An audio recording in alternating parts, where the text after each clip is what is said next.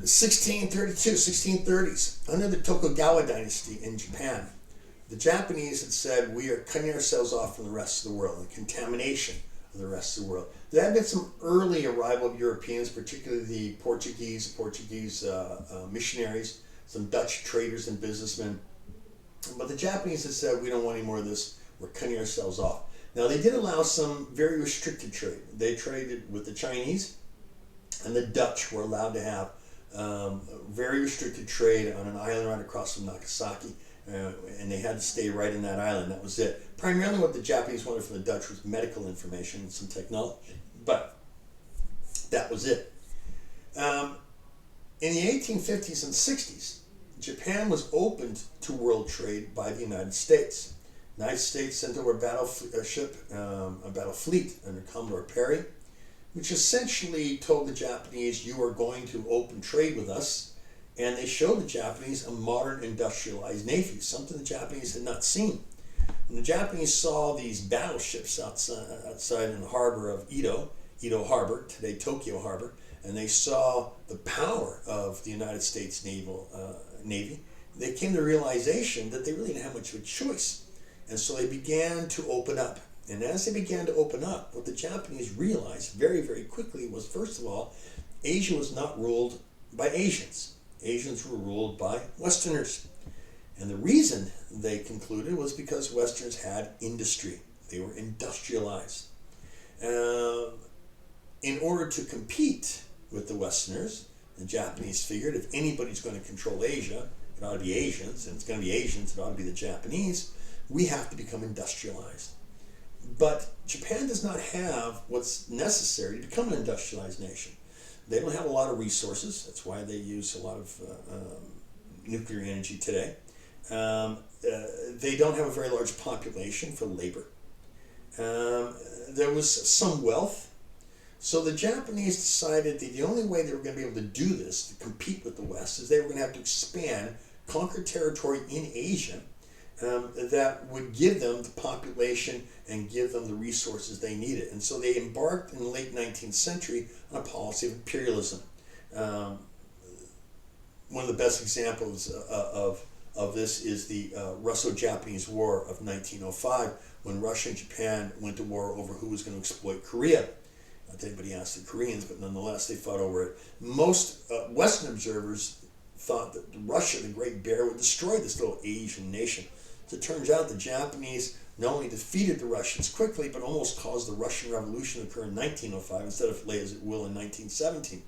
After the Russo-Japanese War in 1905, nobody in the West would be surprised by Japan again.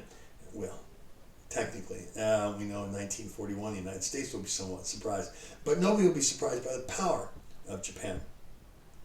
So the Japanese have now embarked on a policy of imperialism. So let's switch now to China. The last Chinese dynasty is the Qing dynasty. They have a long list of very, very successful dynasties and stable government in China. The Qing, 1644 to 1911, Qing dynasty. We used to spell it Qing, now it's Ching, but the Qing dynasty. If you look at the first part of the Qing dynasty, 1644, say the first 100 years, you would almost rank them up with the best of the Chinese, the Han dynasty, the Tang dynasty, some of the great dynasties in Chinese history. Because the first 100 years, the Qing are very successful. They expand power. In 1683, they took over the island of Taiwan, obviously very important in Chinese history. They expanded into Vietnam. So they were very successful. But the Qing's problem was that they really never came up with a solution for how to deal with the rise of Western power. The best examples of this in the 19th century are the Opium Wars. The British wanted to trade with the Chinese. When the Chinese said, what have you got? The British said, well, we've got a number of these goods. And the Chinese said, well, everything we've got is better. You've got wool, well, we've got silk. You've got Wedgwood plates, we've got China. That's the reason it's called China, right? It's the best in the world. So you come back when you've got something to trade. British businessmen decided to come up with a different way. The British had just taken over India, where opium originates. and they began to bring opium into China, at first for free, giving it away, building up a market, then holding it back, and then trading it. The primary thing the British wanted was tea, Chinese tea, worth its weight in gold in Britain. So they began to trade and sell opium, and the British and trade for tea. The Qing tried to stop this 3 times in the 19th century. They tried to stop this drug trade. It's called the Opium Wars, 3 times. And every time the British won, primarily because the British government used the British military to back British businessmen. And as they did, they conquered more and more Chinese territory. As a result, not only did the Chinese have to pay for all these wars that they lost, but they gave up territory like Hong Kong. The British, however, did not colonize China. In fact, nobody technically colonized China. In the 1850s, a country came up with an idea called the open door policy. The open door policy said, China's so rich, has such great potential for profit, no country should simply create a colony and therefore cut everybody off from the potential of making this money. We should have an open door policy. Every country should be able to exploit China as they wish. And the country that came up with this idea was the United States of America. The idea of exploiting China, everybody was simply exploited as they wish. And through the 19th century, that's exactly what happened. Europeans, Westerners, the United States moved in, took over more and more territory. One of the results of this in 1900 was the Boxer Rebellion, B-O-X-E-R. This was a social rebellion. It wasn't a political rebellion. It was a precursor to what would be the Chinese Revolution of 1911, when you begin to see a whole different, the end of the Qing. The Boxer Rebellion started off as an unorganized, chaotic kind of, at first it was an anti-Western missionary movement. They wanted to get rid of all the missionaries. It very quickly turned into just a general anti-Western movement.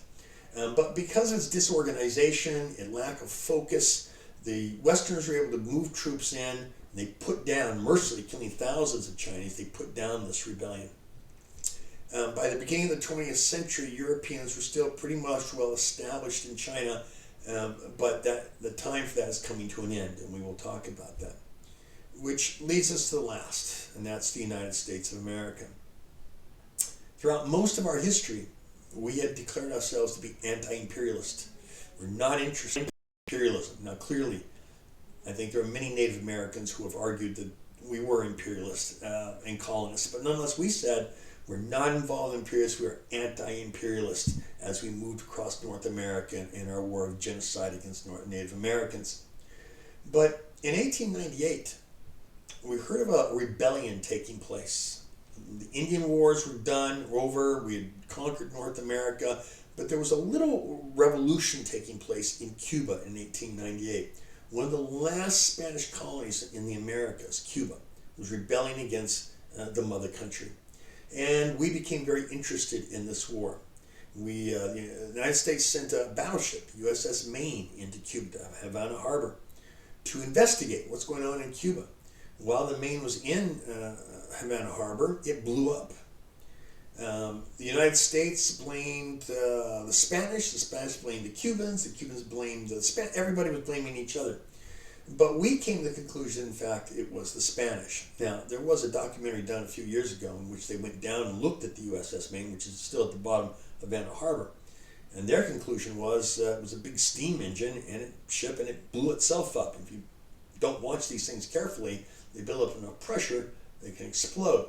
Didn't matter in 1898. The United States declared that it was the Spanish who did this, and we declared war. This is the Spanish-American War of 1898. Now, you would assume that if we're at war with Spain, and we were there to help the Cubans win their independence, we would send an army to Cuba, and we would send an army to Spain. That would make sense. Well, we did send an army to Cuba, but we never sent an army to Spain. Instead, we sent our Navy to attack Spain's largest colony in Asia, the Philippines. And as our fleet and army was moving across the Pacific, we took over islands. Some islands that were controlled by the Spanish, Samoa, Guam. We took Hawaii. Hawaii was not controlled by the Spanish, it was controlled by the Hawaiians, but I assume we figured if you're going to take over islands, it'd be stupid to miss out on the Hawaiian Islands. So we grabbed the Hawaiian Islands, Guam, Samoa, and we conquered and defeated the Spanish in the Philippines. The Spanish-American War established a couple things. Number one, It established us as an imperial power in Asia. Why do we need all these islands? Well, guys, remember, up until the 20th century, to be a world power, you had to have a navy, a large navy. And these ships were steamships, which means they needed to be refueled. So if our base in Asia was the Philippines, and that was our base for our empire in Asia, the islands were places where our ships could be refueled and could move quickly, say, from the Hawaiian Pearl Harbor into Asia. So we, after 1898, quickly become an Asian empire and a very fast-growing Asian empire. The other fast-growing Asian empire was Japan. Japan began to expand. We know the Russo-Japanese War. So by the beginning of the 20th century, the two largest and fastest-growing empires in Asia are the Japanese and the Americans. Some kind of conflict is almost inevitable. And as we know, in 1941, that conflict resulted in World War II. Two empires vying for power and who's going to be in control. Imperialism is fueled in the West, again, by this philosophy of superiority. We are a superior race, a race that should be conquering and should be controlling these people.